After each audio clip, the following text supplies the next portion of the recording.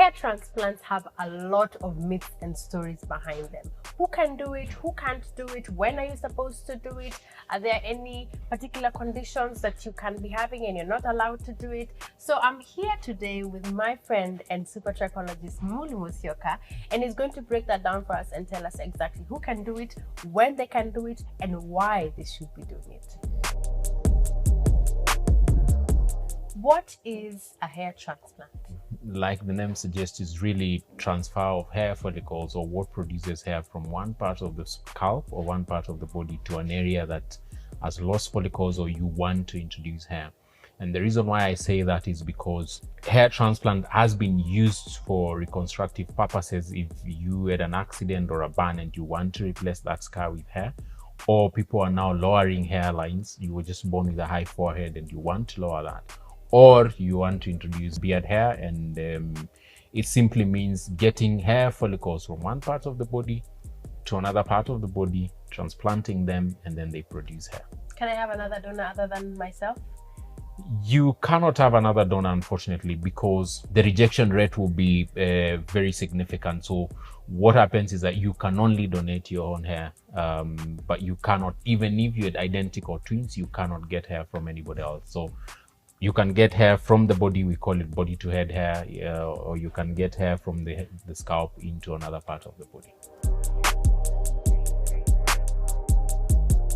Who qualifies or does not qualify for a hair transplant?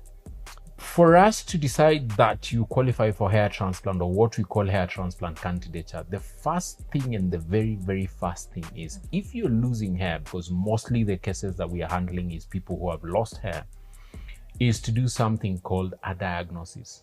You establish what is causing your hair loss. Is it a condition that will allow us to do a hair transplant?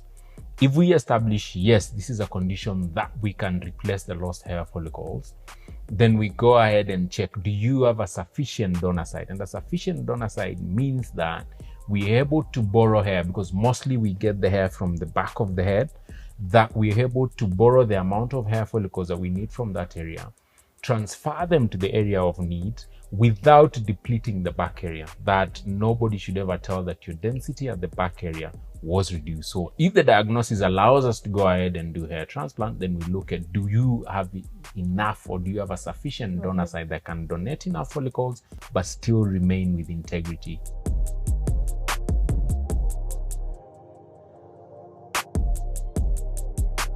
How do you know the perfect candidate for a hair transplant? Establishing the perfect candidate for hair transplant, again, is number one, we go through a diagnosis and we establish the person is going through genetic hair loss. For argument's sake, genetic hair loss will only affect a particular part of the scalp, and there are hair follicles that are immune to that problem. Or maybe it's traction alopecia, they've just plucked their hair roots out. That means that if we replace the hair follicles, then they can still produce hair. Or it's covering a blemish or a scar, and the skin is not too thin for us to transplant hair. So those are the things that we look at first. Then number two, we look at how is the groupings of your hair follicles, because hair follicles will grow in either singles, doubles, or triples.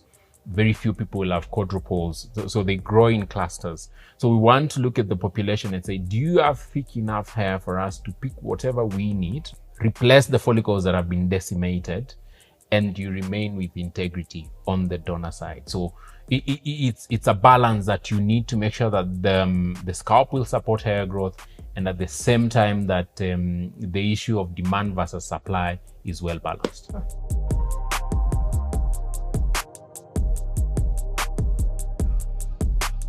What are the different types of hair transplants involved? Currently in the world, we have two types of hair transplants. And by the way, just to take you back to history, hair transplants were first done by a certain doctor in Japan called Dr. Okuda after the Second World War in the 40s. However, his work was not well documented. So there were other doctors in the 50s who claimed to be the first people to do that. But Dr. Okuda was getting plugs, huge plugs of chunks of hair, and then replacing the areas where war victims had been burned or stuff like that. But now this has been really refined. Previously, doctors have used, and even recently, doctors are still using a system called FUT, or follicular unit transplantation, where they cut the skin at the donor area and then they stitch back your skin. They take that skin, place it somewhere on a table and remove all the follicles that they need, and then they transplant that. However, that will need quite some time for healing, and it's more invasive.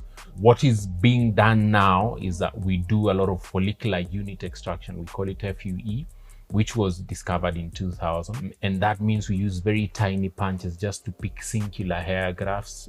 Very tiny holes would be punched on the scalp and they heal within 24 hours. And then that is transferred to the area of need. So we have FUT, which is the old method, follicular unit transplantation, which might not be very applicable, for instance, in African men, because we keep our hair very short. And then we have follicular unit extraction, or follicular unit FUE, which is what we currently use for most of the Africans.